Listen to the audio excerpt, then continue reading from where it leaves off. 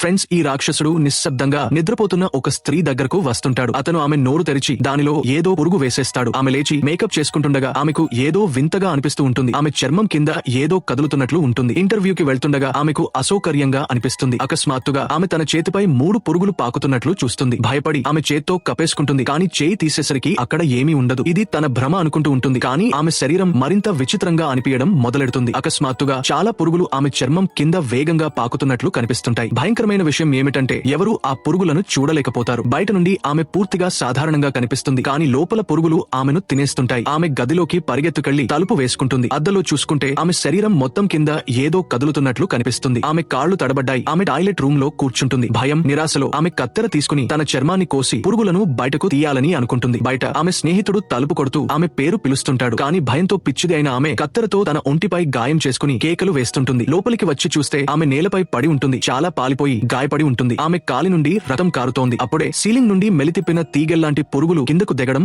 మొదలవుతుంటాయి. అవే ఆమె లోపల పెరుగుతున్న పురుగులు.